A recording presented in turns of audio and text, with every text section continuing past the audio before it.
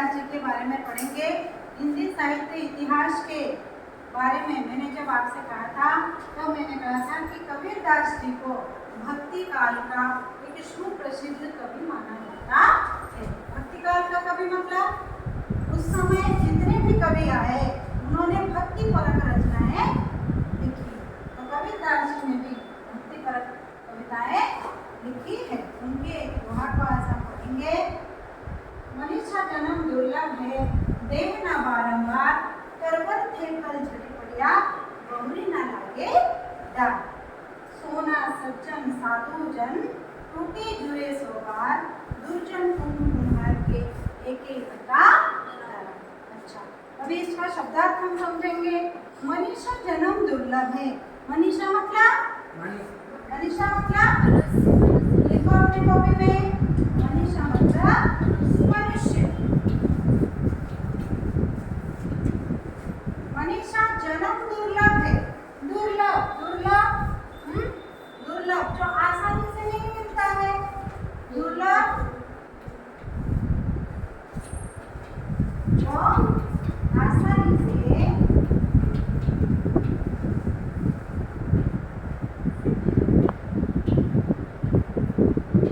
नहीं मिलता है।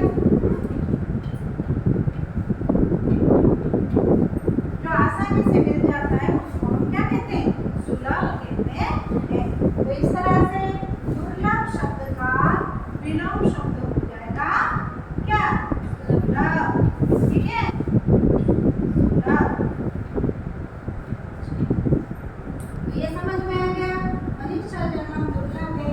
देह मतलब शरीर। हाँ, देह का अर्थ क्या है? शरीर। हमारा ये जो शरीर है वो हमें बार बार नहीं मिलता है। देह ना बारंबार मतलब ये हमारा शरीर जो है हमें बार बार नहीं मिलता है। तरवर थे फल झड़ी पड़िया। तरवर मतलब पेड़। तरवर का अर्थ क्या है? पेड़। तरवर ए मतलब से। ए मतलब से। तरवर थे मतलब पेड़ से फल झड़ी पड़िया। फल गिर जाने के बाद। झड़ी पड़िया मतलब गिर जाने के बाद। बहुरी ना लागे डार। बहुरी मतलब दोबारा। बहुरी मतलब दोबारा। ना लागे डार मतलब डाली में दोबारा उसको नहीं जोड़ सकते। अच्छे से समझ में आ गया। दो लाइन। मनीषा जन्म दुर्लभ है, देह ना बारंबार, जरूरत थे फल झड़ी पड़िया,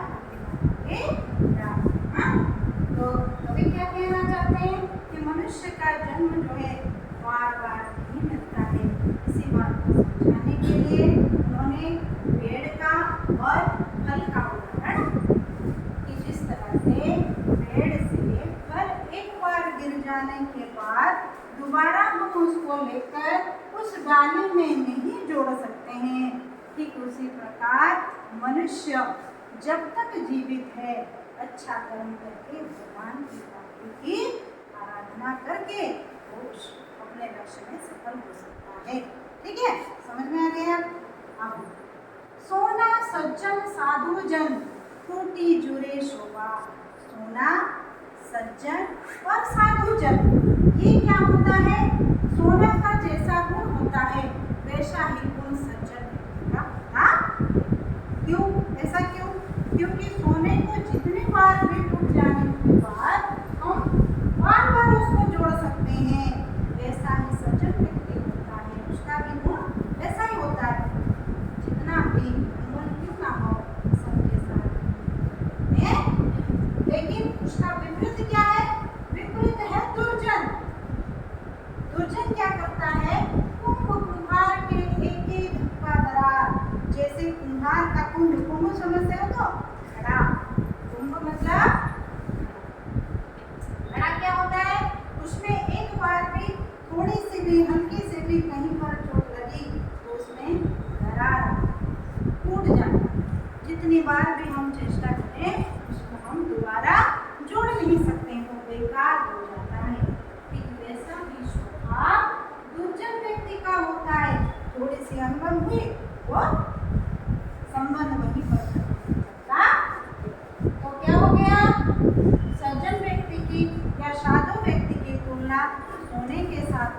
बढ़िया है और दुर्जन व्यक्ति की तुलना कुम्हार के धूल के साथ किया गया है। ठीक है, समझ में आ गया? अभी मैं पूछूंगी प्रश्न आपसे, आप लोग कितना समझ पाए अभी? अच्छा, मैं जिससे प्रश्न पूछूंगी, मनीषा शब्द का अर्थ क्या है? कौन बोलेगा? मनीषा शब्द का अर्थ क्या है? इस्माइल आप बोलिए। शाबाश। मनीषा शब्द का अर्थ क्या है? मनुष्य। बहुत बढ़िया। अच्छा, देह शब्द का अर्थ क्या है? कौन बताएगा? पायल बोलिए। बढ़िया है, सही उत्तर है ना? देह का अर्थ है शरीर। अच्छा, दुर्लभ शब्द का अर्थ क्या है?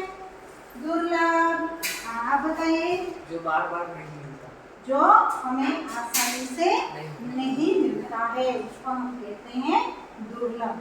अच्छा, बैठिए, आप लोग बैठिए। दुर्लभ शब्द का विपरीत शब्द क्या होगा? जो, हाँ बोलिए। सुलभ। बहुत बढ़िया। दुर्लभ शब्द का विपरीत शब्द होगा सुलभ, जो आसानी से हमें मिल जाता है। अच्छा, अभी बोलिए कि हमें क्या बार बार नहीं मिलता है? क्या हमें बार बार नहीं मिलता है? हाँ, आप बोलिए। बार बार नहीं मिलता, मनुष्य का शरीर। बैठिए। मनुष्य का शरीर जो है हमें बार बार नहीं मिलता है। अच्छा, सज्जन व्यक्ति की तुलना, ये जो सज्जन व्यक्ति है उसकी तुलना किसके साथ किया गया है? कौन बता सकता है किसके साथ किया गया है? आप बताइए। साधु व्यक्ति के साथ। ऐसा क्यों? कौन कह सकता है? हाँ बोलिए आप। क्योंकि जैसे सोना टूट जाने के बाद उसको हम जोड़ सकते हैं, वैसे ही साधु सज्जन का गुण होता है, उसको उसका रिश्ता एक बार टूट जाने के बाद उसको जोड़ सकते हैं। बहुत बढ़िया, शाबाश। बैठिए। अत्यंत सराहनीय है कि इससे हमें क्या सीख मिलता है? हमने जो पद इसमें पढ़ा उससे हमें क्या सीख मिलता है? हाँ, सबके साथ मिलजुल कर रहना चाहिए। बहुत बढ़िया, सभी के साथ मिलजुल कर रहना चाहिए, क्योंकि जिंदगी है तो उसमें समस्याएं हैं।